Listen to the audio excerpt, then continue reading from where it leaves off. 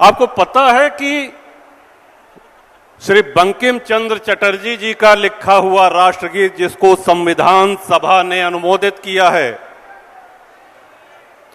वो उत्तर प्रदेश ही नहीं पूरे देश में जहां भी विधानसभा चलती है, लोकसभा होती है, पहले राष्ट्रगीत का गायन होता है, समापन होने के बाद राष्ट्रगान होता है। आज बहुत से ऐसे लोग हैं जो खुलेआम ये कहते हैं कि वंदे मातरम नहीं कहूंगा, जो करना हो कर लो। अब ये हमारा आपका दायित्व है। चुनाव होने वाले हैं, आप भी दिमाग में ध्यान में रखिएगा। किसी भी दल का प्रत्याशी अगर ये कहे कि मैं वंदे मातरम नहीं गाऊंगा, तो उस प्रत्याशी की ऐसी तैसी करने में कोई कोर कसर मत छोड़िएगा। ये भी ध्यान दीजिएगा कि किस राजनीतिक दल ने ऐसे राष्ट्र विरोधी लोगों को टिकट दिया है। देखिए, लोकतंत्र में लड़ाई अकेले सरकार नहीं लड़ती, हम सबको लड़ना पड़ता है। आज श्री रामनवमी का जुलूस हो, आज श्री हनुमान जी महाराज के जन्मोत्सव का जुलूस हो, दुर्गा मां के विसर्जन का अवसर हो, हर जगह हम पे पथराव होता है, हर जगह हम पे वार होता है। और ये तब हो रहा है जब हम 75% जनसंख्या इस भारत की हैं। हमको अभी तक जवाब देना नहीं आया और हमारी इसी कमजोरी का लाभ उठा रहे हैं, क्योंकि हम जातियों में बटे हुए हैं।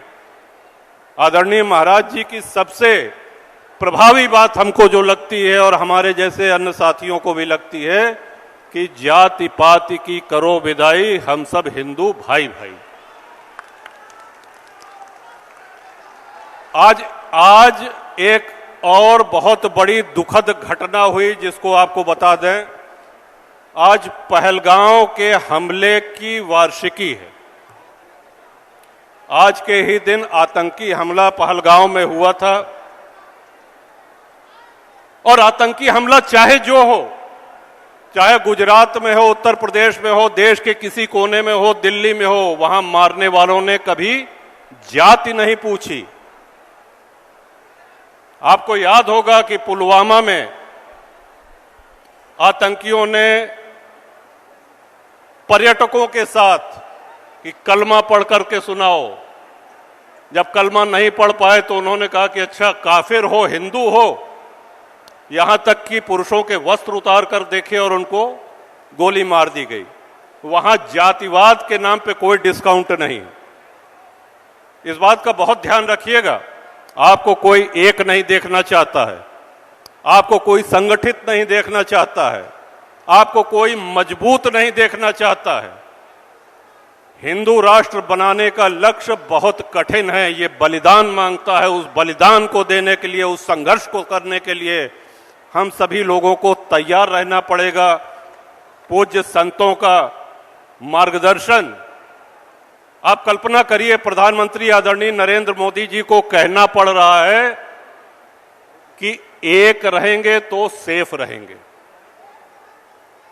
आदरणीय हमारे मुख्यमंत्री जी गोरखनाथ पीठाधीश्वर योगी आदित्यनाथ जी, एक नहीं अनेक अवसर पे उन्होंने कहा है कि बटोगे तो कटोगे।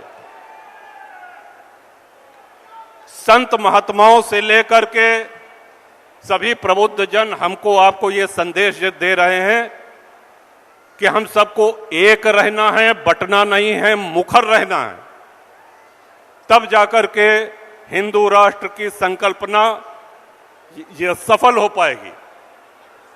हमारे पास भारत छोड़ करके जाने के लिए और कोई स्थान नहीं। और एक बात हमारे सभी छोटे भाई बहन अवश्य लिख लें कि भारत यदि आज के स्वरूप में है, भारत में यदि संविधान लागू है, भारत अगर तथाकथित रूप से धर्मनिरपेक्ष राष्ट्र है, तो सिर्फ इसलिए है कि हिंदू बाहुल्य है। बिना अमेरिका, इंग्लैंड, फ्रांस के ईसाइयत की कल्पना की जा सकती है, बिना पाकिस्तान, अफगानिस्तान के इस्लाम की कल्पना की जा सकती है, लेकिन साथियों, बिना भारत के हिंदुत्व की और सनातन की कल्पना भी नहीं की जा सकती। हमारे पास पूरी धरती में इस भारत के अलावा और कोई स्थान नहीं है। हमको जी जान से इसमें जुटना होगा। और अपने छोटे भाइयों को एक और संदेश देना चाहता हूं कि सनातनी हो तो सनातनी दिखना भी चाहिए। कलावा पहना करिए, आप लोग टीका लगाया करिए, धर्मशास्त्रों का अध्ययन करिए। हिंदुत्व के पक्ष में, सनातन के पक्ष में, राष्ट्र के पक्ष में बोलने को, लड़ने को, भिड़ने को, मुखर होने को सदैव तत्पर रहिए। इन्हीं शब्दों के साथ श्रद्धेय महाराज जी, हम तो जहां जहां महाराज जी की पदयात्रा होती है रहते हैं। श्री उदय प्रताप सिंह जी का भी आभार। और महाराज जी की कथा कराना ये नहीं है कि सिर्फ कथा हो गई, आपके कथा में एक संदेश है जिसमें हमारा आपका, हमारे आपके आने वाली पीढ़ियों का, आने वाली नस्लों का भविष्य कैसे बचाया जाए, ये संदेश है। हम सब लोगों को मुखर होना पड़ेगा। घर बैठने से, चुप रहने से अब काम नहीं चलेगा। आप जाइए अपने घर और विचार करिएगा इस बात पे। कोई हमको और आपको मजबूत और इस हाल में नहीं देखना चाहता है। वैश्विक शक्तियां लगी हैं वो अलग, लेकिन हमारे घर में ही ऐसे सांप हैं, हमारे घर में ही ऐसे धर्म के और राष्ट्र के दुश्मन मौजूद हैं जो हमको बर्बाद करना चाहते हैं, हमको ध्वस्त करना चाहते हैं। उन सब से लड़ाई लड़ने का काम ये हमको और आपको करना है।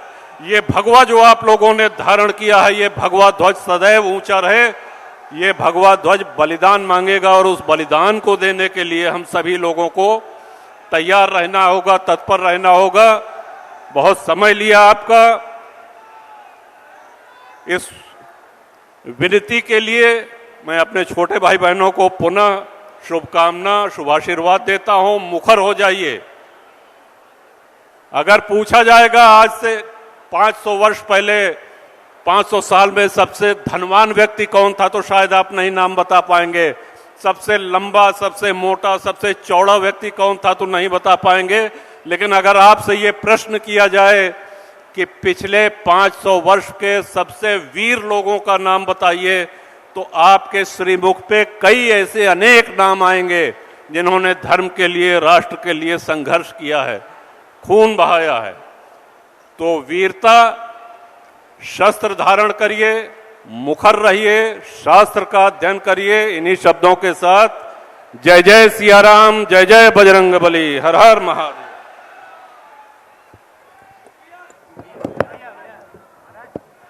जय जय श्री राम।